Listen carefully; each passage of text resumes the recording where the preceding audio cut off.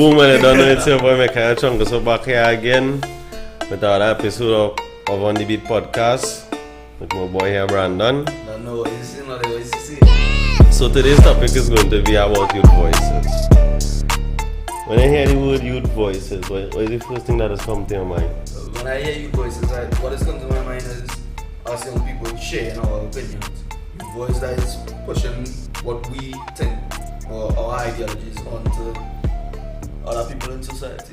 And when I say pushing, I'm talking about not forcing it on your throat, like, hey, you believe in this now. No, we're not doing that. We're talking about sharing our opinions on it. Right. And we want to feel validated as young people when we share youth voice. So, in today's society, right, do you think that the youth voices are being heard, or do you think that the youth voices are being paid attention to? Well, that's the thing. It could fall on two different kind of categories. It could fall on the people in society listening to us and understanding and getting where we're coming from, but it could fall on the side of them just complaining. Because that's the reaction I just get from most people when we try and push when we try and talk about what we want to. There's only a few people who already sit down and listen to us. Most of these older people I would call in society, or most of society, not going and really take it in. We young, we don't know the world. That is how it's supposed to be. That is the whole mindset I'm thinking. At least that's from what I experience. That's from what I see as well.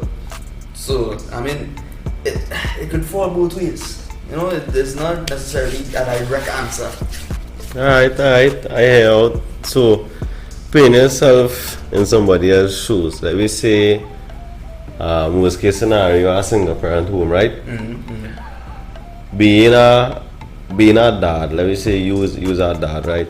And you had to work most of the time, you're out working, you have a teenage child that girl to be exact, that have a lot of private things about her life, that somehow she speaks out but you don't really pay mind or pay attention to her. What advice would you give to her? Well, first thing first, if your parent not paying attention to you when you're showing that you have grievances, that is not a good environment to be in. And my advice is just to look for somebody who you're close to. Whether it be another young person, or whether it be an aunt, it could be a granny, it could be your friend, mother, things like that. That is where you had to find. As a teenager growing up, you will grow up very quick. Life will not fly right past you when you're young. So having somebody as a kind of center stone, or having somebody just as a rock or a focal point, where you can go and vent your problems to, and they will give you positive feedback or give you advice, that is the main thing what we have to look for. If you realize that your parent is not that avenue, I'm not saying treat your parents bad at all. Right. Give them the due respect. Remember, they are still your parents. Correct. But don't really share all your personal information with them. If they answer school or something, yeah, go ahead now. If you find that you have a problem in school, you can go ahead and tell them. If they ain't paying mind, do take it to heart. Carry it to whoever you know for a fact will pay attention to you. Like I said, it could be parents, teachers, it could be parents, it could be your friends' parents, it could be your teachers and them, it could be other young people. But just look for the avenues. It have all kind of material out there. It have all kind of people they can go and talk to. So, with that being said, and today at this time, I believe, I'm actually sure that you're on social media, right? Oh yeah. I myself as well. That is like the number one thing in the world. Yeah, for sure. Do you think that we have? Do you think that we as young people use the correct platforms to be heard or to voice our opinions? Or do we use the correct way to be heard or to voice our opinions? For sure, we just use social media. Everybody does use it. To say that we voicing our opinions, yes, we voice our opinions. Sometimes it's not the correct opinion, or it's not the best opinion to have, but that is your opinion. In terms of showing that we voicing it, or showing that we're respectful about voicing it, that's a whole other topic you could talk about it. Because it have multiple videos. I could call Twitter for one. That is one of the biggest social media platforms it have. If you go on there, there's always some kind of bacchanal happening. And there's always some bacchanal about this one share their opinion, and this one find their opinion not correct, and then this next one have a completely different opinion. So we voices there. We voices there. It's just that we're not using the we're not platform using it to the correctly. best of our ability. Yeah, we're not using it correct.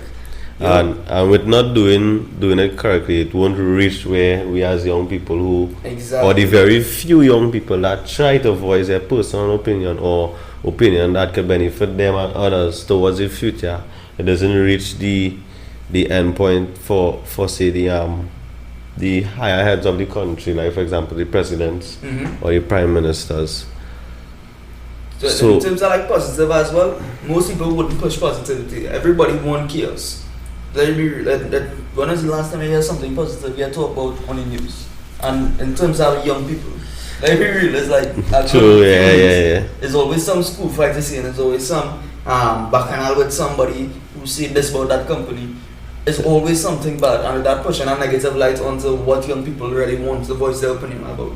Because I know I have several things I want to voice my opinion about, but out of fear I wouldn't do it, because then it would be somebody gonna take it out of context and perceive it to be bad.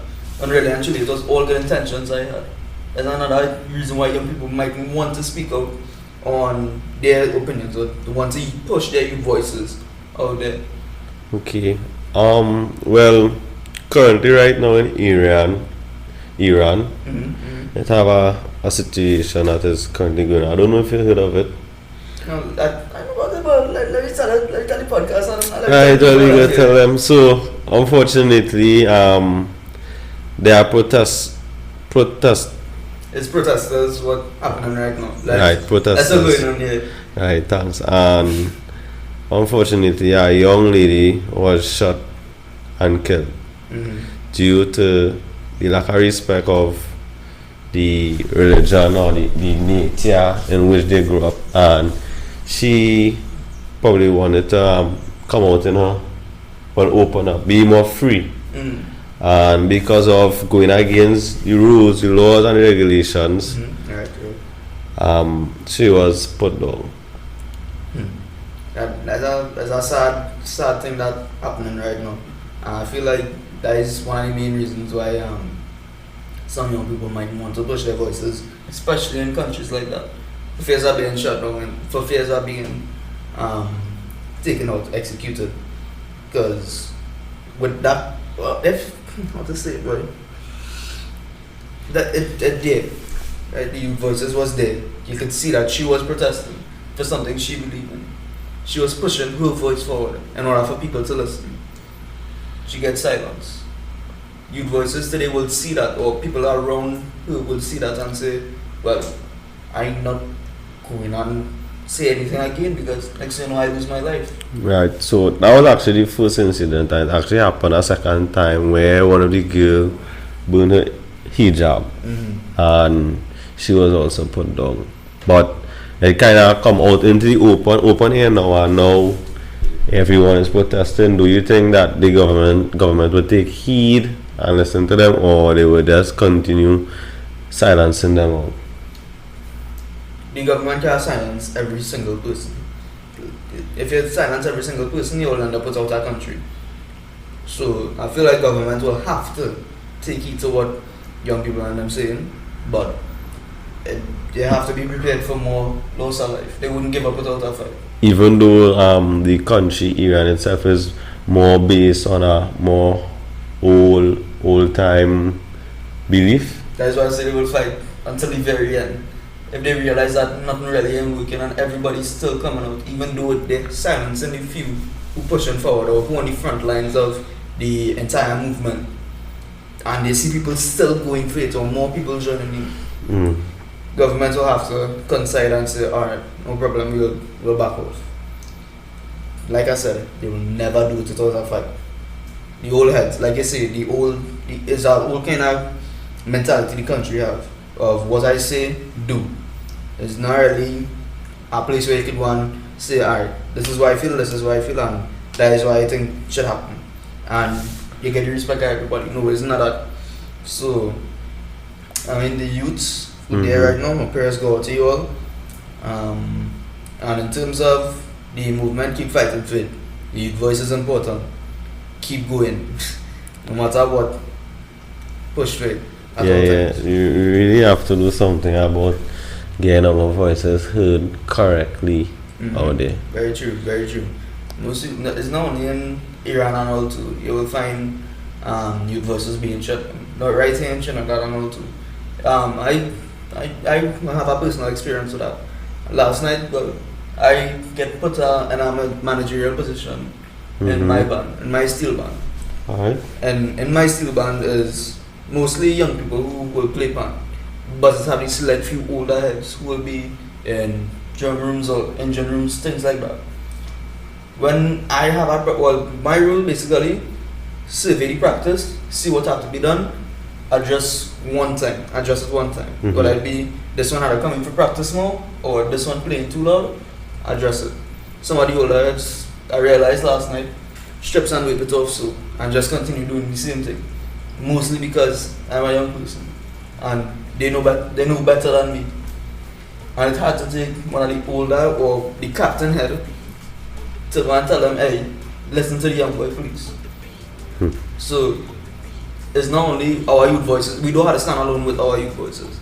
If we get more people or we could get more influence within the older community, we could also have that to amplify our voice. Because if you didn't step in, what would be my position? So what you're saying is it should always start from the higher head, come down. Exactly. Thank you for listening to On The Beat Podcast. Feel free to share, follow, and subscribe on YouTube, Spotify, Facebook, and Instagram. Stay blessed, everyone.